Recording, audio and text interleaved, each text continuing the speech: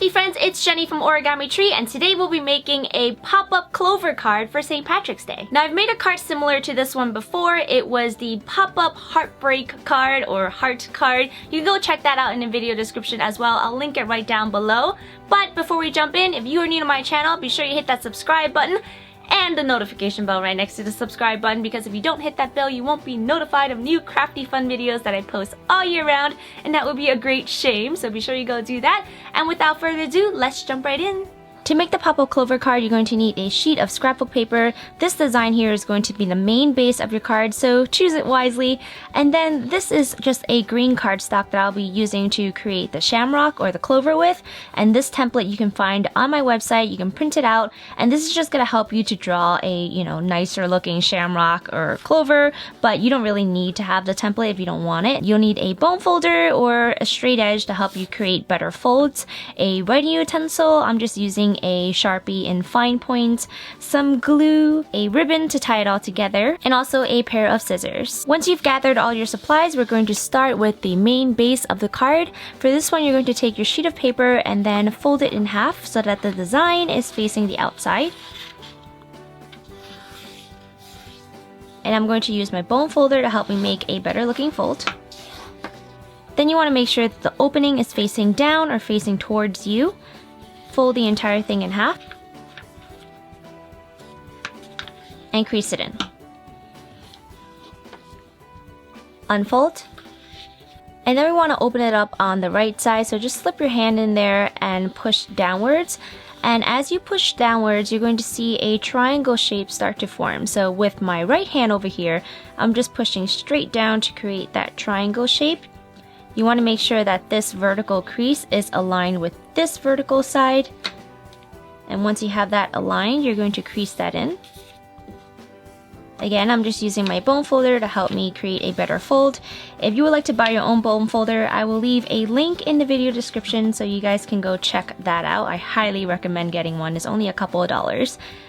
Anyway, so you're going to take this flap and fold it over to the right side, and then we're going to do the same thing on this side. So you're going to take this, stick your left hand inside and push it over to the right, and then you're going to flatten with your opposite hand. So you're going to push straight down, make sure that this vertical crease is aligned with this vertical crease, flatten that, and crease it in. Then take this flap and fold it over to the left side. And next we're just going to align this top flap over here on the right. We're going to align this side with the center crease. So you're just going to fold over this way and crease it in. Do the same thing on the left side. So fold it over to the center vertical crease and crease that in as well. Now flip the entire thing around and do the same thing on this side. So I'm going to start on the left side this time, put it towards the center crease and crease that in. Do the same thing on the right side, fold it over and crease that in. Now for this next fold, you want to make sure it's like super sharp, so I'm going to take this tip and align it to this corner over here, so where the triangle is. So you're just going to fold it straight down and crease that in. If you're using really thick cardstock, it might be a little hard to fold, which is why I always recommend using a bone folder for projects like these. But anyway, so now it looks like this. Now we're just going to flip it around and reverse that fold. So just unfold that and then fold it over this way so that we can just really reinforce that crease, because that's going to be the base of the pop-up card. Now we're just going to unfold and then fold this white portion right here straight up. Now if you use double-sided scrapbook paper, it's going to have a different design at the very front, but I don't have double-sided scrapbook paper, so that's why it's white over here. Unfold that, and then we're going to fold this diagonally to create a triangle and align it with this base over here, so this bottom side. Do the same thing on this side, fold it diagonally to create a little triangle, crease that in, and then fold the entire thing up like that. Then flip it around and do the same thing on this side. So again, I'm going to take the lower left hand corner, fold it diagonally to this bottom side, crease it in, And do the same thing on this side. Like that. Fold this straight up. And now we have this little contraption here. So next you're just going to rotate it just like this so that you have the two flaps sticking out, and then you're going to pull in opposite directions. So as you pull in opposite directions, it's going to open up just like a box, and then you're just going to stick your hand in there and kind of go along the pre-existing creases that you made earlier. So like that should sort of fall into place. So these were the creases that we made before. And so now that it's all popped up, we're going to squeeze towards the center, just push it straight in. Do the same thing on this side. So squeeze in the center and then slowly push the left and right sides down. So like that and like that. So now that I have this in place, you're just going to squish it.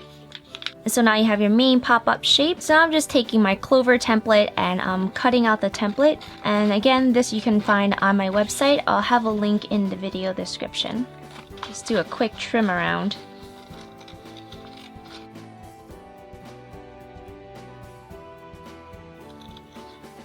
So now I have my Clover template all cut out. I'm going to take my green cardstock and place it right on top, and then take my Sharpie and trace over it.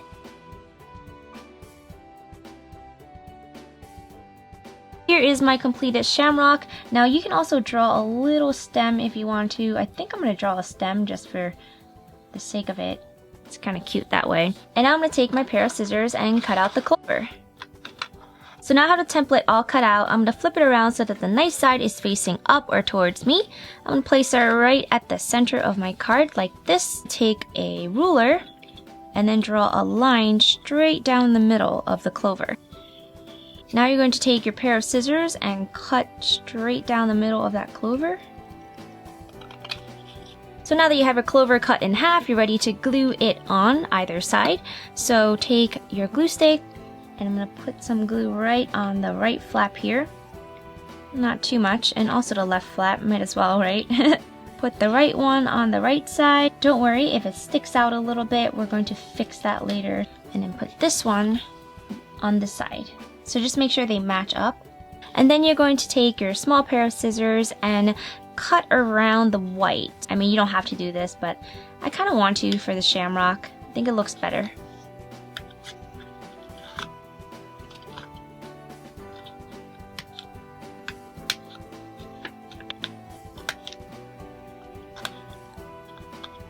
So once you have the white underneath cut out, you can see that the clover really pops, and I love that so much.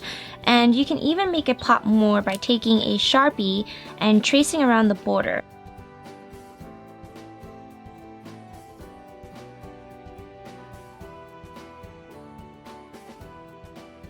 And finally, I'm going to take a ribbon and tie the whole thing together.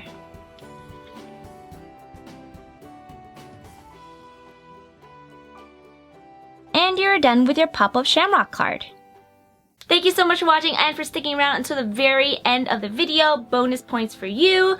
Don't know what the bonus points mean, but it's a good thing. Again, if you're new to my channel, be sure you hit that subscribe button for crafty fun all year round, absolutely free, and I have some great stuff planned for the rest of the year, so I hope you'll stick around. Leave a comment below letting me know if you celebrate St. Patrick's Day. Personally, I don't really celebrate St. Patrick's Day, but I do like to watch other people celebrate it. Let me know what it is that you do. Do you spend time with family, have a big gathering or something like that? I would really love to know, and I will see you next time in my next video. Bye!